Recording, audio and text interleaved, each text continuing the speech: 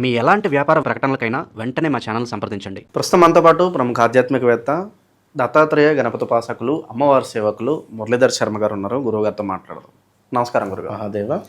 గురుగారు, ఈరోజు వివాహ వ్యవస్థ చూసుకుంటే చాలా వరకు కూడా విడిపోతున్నారు. ఎంత జాతకాలు చూసి పెళ్లి చేసినా కూడా చాలా వరకు ఫెయిల్యూర్స్ మనం చూస్తున్నాం. ఎక్కువగా తప్పులు ఎక్కడ జరుగుతున్నాయి? సాధారణంగా ఎవరన్నా పెళ్ళికి రెడీ అనుకుంటే ముందుగా వాళ్ళ జాతకాన్ని ఏ విధంగా చెక్ చేసుకోవాలి? ఏ గ్రహాలని ఎక్కువగా వాటికి ఇంపార్టెన్స్ ఇవ్వాలంటారు? మరి ఈ రాశి వాళ్ళు ఆ రాశి వాళ్ళని పెళ్లి చేసుకోకూడదు ఇలా అంటూ ఉంటారు. నిజంగా అది మరి దాన్ని కూడా పరిగణలోకి తీసుకోవాలా? మరి పాయింట్స్ కూడా చెక్ చేయాలంటారు. మరేంటి, ఎలా చూసుకుంటే బాగుంటుంది అంటారు గురుగారు? ఈ మధ్యలో ఒక విషయం ఏమిటంటే, మొన్న కొందరు నన్ను ఒక క్వశ్చన్ అడిగారు. గురుగారు, వైరం వచ్చింది, వివాహం చేసుకోవచ్చా అని. వైరం వస్తే వివాహం చేసుకోరాదు. గణాలు తక్కువ ఉన్నా వివాహం చేసుకోవచ్చు. అదేవిధంగా మనము జాతక పరిశోధన అనేటువంటిది చేసేటువంటి క్రమంలో ఒక సంబంధం వచ్చింది, లేదా మరొక సంబంధం వచ్చింది, లేదా మరొక సంబంధం, ఇట్లా సంబంధాలు వస్తూ ఉన్నవి. మరి నాకు ఎందుకు ఇన్ని సంబంధాలు వస్తున్నాయి? ఓకే, నా జాతకంలో మంచిగా బలం ఉన్నట్టున్నది. ఇన్ని సంబంధాలు వచ్చినా ఎందుకు సెట్ అవ్వట్లేదు అనేది నెగిటివ్. నా జాతకంలో బాగుంది అనేది పాజిటివ్. ఓకే, అటో ఇటో వివాహం జరిగింది.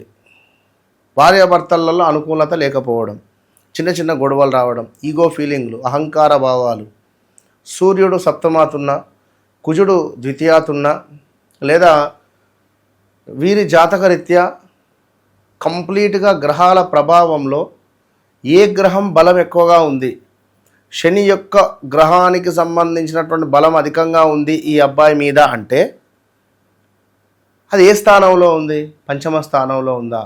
మరి సంతానానికి సంబంధించిన సమస్యలా, లేదా అధికంగా నరఘోష సంబంధించిన సమస్యల? మరి ఇది 12వ భావంలో ఉంది అంటే తరచూ వాహన ప్రమాదాల, లేదా తరచూ జాబ్లో అనుకూలత లేకపోవడాల, ఇలాంటివి. భార్యాభర్తలలో అనుకూలత లేకపోవడం, ఇల్లీగల్ ఎఫైర్స్ పెట్టుకోవడాలు ఉంటాయి, ఇలాంటివి. ఇక సూర్యుడు సప్తమాత్తు ఉన్న ఎడల భార్యాభర్తలలో ఇద్దరికి ఈగో క్లాషెస్, గొడవలు ఏర్పడతాయి. ఇద్దరికి కూడా నువ్వెంత అంటే నువ్వెంత, నేనే గొప్ప అంటే లేదు నేనే గొప్ప, మొండిగా వాదించి ఎంతటి ఇబ్బంది కలిగించే సందర్భాలున్నా కూడా నాదే గొప్ప అని చెప్పి మరి గెలుస్తారు. మూర్ఖులకు ఒక సామెత ఉంది, మూర్ఖులకు వాళ్ళకట నువ్వు మూర్ఖునివి, నీ ప్రవర్తన ఈ విధంగా ఉంది అని చెప్పేవాళ్ళు లేక వాళ్ళు చెలరేగిపోతారట. విన్నారా? ఇక అది నేను ఇది అది వీళ్ళ గురించి వాళ్ళ గురించి అని చెప్తే ఇక మన ఇద్దరిని కొడతారు. సో చెప్పలేని పరిస్థితి. కనుక ఏది ఏమైనా మనము ఒక వివాహ ప్రయత్నం చేసేటప్పుడు కేవలము వర్గులు, కేవలము మన అదేమిటి గణాలు, లేదా తారాబలము, లేదా రాశికి సంబంధించినటువంటి బలాలు, ఇవే కాకుండా వ్యక్తిగత జాతకరీత్యా నడిచే దశ అంతర్దశలలో మంచి దశలు ఉన్నాయా, లేదా సప్తమ స్థానంలో మంచి దశ ఉందా, పంచమ భావంలో ఎలాంటి దశలు ఉన్నాయి, వీటితో పాటుగా న్యూమరాలజీ కూడా అవసరమే, సంఖ్యాశాస్త్రం.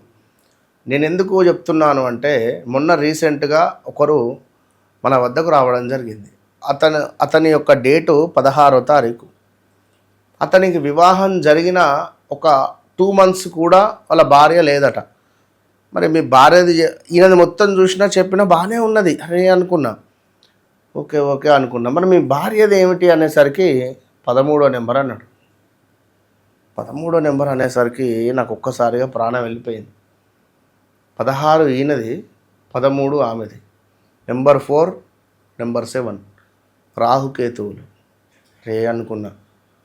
వివాహం అయిన డేట్ ఎప్పుడయ్యా అంటే, చూడు అని కర్మకు 4వ తారీఖు అయింది. వాంది కూడా చూడు టైం అని, టైం అట్లున్నది. 4వ తారీఖు వివాహం అయింది. ఏం చెప్పలేని పరిస్థితి. అదే రోజు ఈ పెళ్లి మండపంలో మనకు లైక్ ఈ దాన్ని ఏమంటారు, మన స్క్రీన్స్ లైట్లు ఉంటాయి కదా, అదేదో కరెంటు రిలేటెడ్ పాపం అతనికి షాక్ కూడా కొట్టిందట. కరెంట్ షాక్ కొట్టింది, ఎవరో వారిని ఆపడం జరిగింది. సో అతను చెప్పుడు నేనైతే షాక్ అయిపోయినా. సరే ఏదేమైనా అట్లా ఉంటాయి కనుక వైరము ఉన్నా పెద్ద బాధ లేదు. కలిసి ఉండే యోగం ఉన్న జాతకంలో తెలిసిపోతుంది. ఉండొచ్చు. ఇప్పుడు మనం ఇక్కడే వైరము అని చెప్పి భయపడాల్సినటువంటి అవసరం లేదు. జాతకంలో సప్తమ భావము 12వ భావం కనుక బాగుంటే 100% బాగుంటుంది. ఇక లేదు అని అనుకునేటువంటి సందర్భాలలో ఇబ్బందులు ఎదురవుతుంది. కనుక వీరు ఇక్కడే మనం వైరమనో గణాలు గలవలేదనో ఆగాల్సినటువంటి అవసరం లేదు. పూర్తిగా జాతక విశ్లేషణ చేసుకొని 1 to 12 చార్ట్స్ ఉంటవి. ఈ 1 to 12 చార్ట్స్ చూసుకుంటే సరిపోతుంది అని నా అర్థం. సప్తమ స్థానంలో శని కానీ కుజుడు కానీ రాహువు కానీ ఉన్న ఎడల, 8వ భావంలో రాహువు శుక్రుడు ఉన్న ఎడల, రాహువు కుజుడు ఉన్న ఎడల వివాహము 2వ వివాహాలు అవ్వడము, లేదా మనం ఎక్స్పెక్టేషన్ చేయలేని విధంగా వారి పరిస్థితి ఉండేటువంటి సిచ్యువేషన్ ఉంటుంది. కనుక కొన్ని గ్రహాలు ఉన్నాయో లేవో చూసుకొని ముందుకు వెళ్ళాలి, అంతే.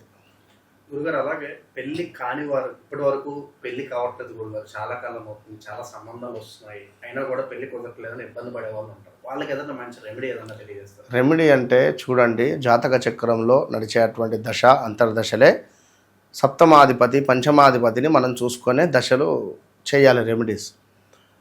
లేదు అనుకుంటే లైక్ ఉంటవి రెమెడీస్ చాలా ఉంటవి, లేవని కాదు. కానీ కొందరికి వర్కౌట్ అవుతుంది, కొందరికి వర్కౌట్ కాదు. ఎందుకు? ఆ నడిచే దశ అంతర్దశని బట్టి. ఏది ఏమైనా వివాహం కావాలి అనుకుంటే 3.5 కిలోల శర్కరను పొడిగా చేసి వరపాశుపతము కన్యాపాశుపతము అని చెప్పి ఉంటుంది. సో స్త్రీలకైతే వరపాశుపతము, పురుషులకైతే కన్యాపాశుపతం అని చెప్పి ఉంటుంది. ఈ కన్యాపాశుపతం చేయడం ద్వారా శంకరునికి మంచి ఫలితం లభిస్తుంది. 41 నుంచి 3 నెలల్లో వివాహం జరిగే యోగం ఉంటుంది. మంచి విశ్లేషణ అందించారు. ధన్యవాదాలు. మహాదేవ్.